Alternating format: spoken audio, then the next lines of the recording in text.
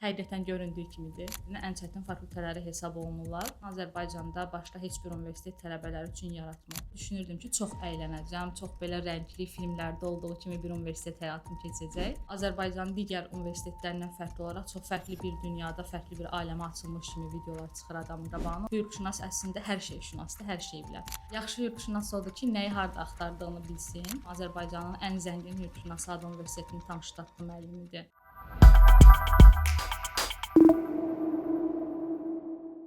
Salam, xoş gördük. Mən Sevcan Hüseynli. 2025-ci ildə Ad Universitetinin Hüquqşünaslıq fakültəsindən fərqlənmə diplomu ilə məzun olmuşam. Bu universitet haqqında sizə ən çox verilən sual nə olub? Çox maraqlı sualdır ona görə ki, videolarda, YouTube-da və sair başqa platformalarda Ad Universiteti yazanda Azərbaycanın digər universitetlərindən fərqli olaraq çox fərqli bir dünyada, fərqli bir aləmə açılmış kimi videolar çıxır adamın qabağına. Ona görə də ilk verilən sual bu olur ki, həqiqətən göründüyü kimidir. Və sualın cavabı da budur ki, əslində göründüyündən də artıq da hər bir şəraiti, yaradılan imkanlar tələbələr üçün. Bu sual və cavabı da belədir. Bu ixtisasda oxumaq sizi hansı cəhətdən inkişaf etdirir? Sırf Ad Universitetinin hüquqşünaslığını bitirmək müasir tələblərə uyğun yetişməyimə kömək eləyib. Çünki biz sadəcə əsas ixtisas fənləri ilə deyil, həmçinin digər əlavə ixtisasların fənləri ilə də tanış oluruq və bunlar məcburidir. Bizim seçimimizə də əsaslanmır. Məsələn, bildiyim qədərindən başqa heç bir universitetdə hüquqşünaslar üçün data analizi, maliyyə, buxalteriya kimi fənlər tədris olunmur. Hətta mikroiqtisadiyyatın prinsipi fənnini belə tədris ediblər bizə. Müasir tələblərdə və onlara cavab verən hüquqşünas yetiriləndə də, məsələn, bizdə Sovet ideologiyası ilə belə gəlirdi ki, hüquqşünas əslində hər şey şünasdır, hər şey bilər.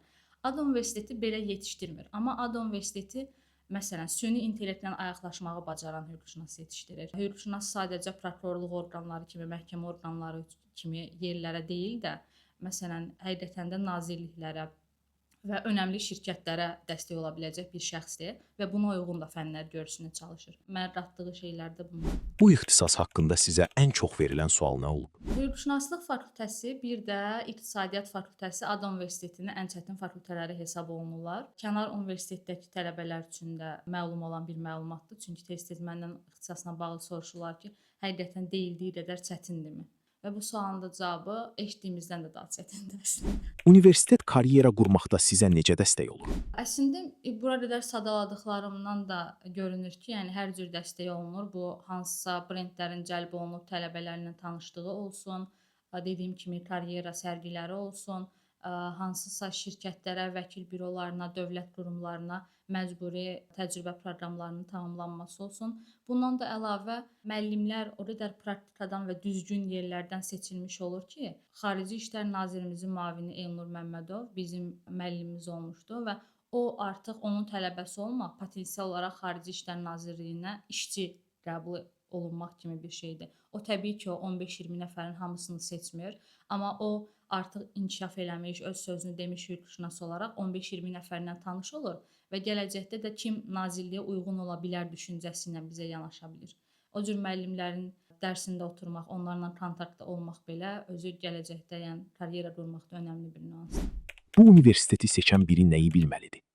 Ad Universitetini seçən biri bilməlidir ki, o gedib hər cür rahatlıqla, müsbət mənada istənilən bir şəraitdə oxuyacaq. Onun üçün hər bir şərait yaradılacaq, onun rahatlığı üçün. Vegetarian olsa da özünə yemək tapacaq universitetdə, hər şey yeyən biri olaraq da yemək tapacaq.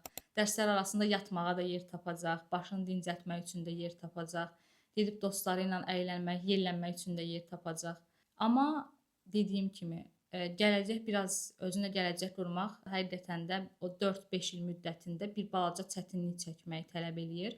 O 4-5 il müddətində çətinliyə qatlaşmaq olar, bir neçə yuxusuz gecəyə qatlaşmaq olar, imtahan stresinə, eyni bir həftə ərzində 5 imtahana hazırlaşmağa qatlaşmaq olar ki, gələcəkdən bilmirəm, önümüzdəki 70-80 il daha uğurlu olsun. Bunu düşünsünlər. Son olaraq bizə və abituriyentlərə nə demək istəyərdi? Sadəcə hüquqşünaslıq ixtisası üstündən deyil də ümumiyyətlə abituriyent olan hamıya demək istəyirəm ki, təhsil almaq bir hüquq olaraq önəmli bir hüquqdur. Təhsil həyatını uşaq, tələbə, abituriyent özü seçməlidir. Həyatımızın o mərhələsində bizə yol göstərməyə çalışan, bizdən o barədə söhbət edən çox insan olur.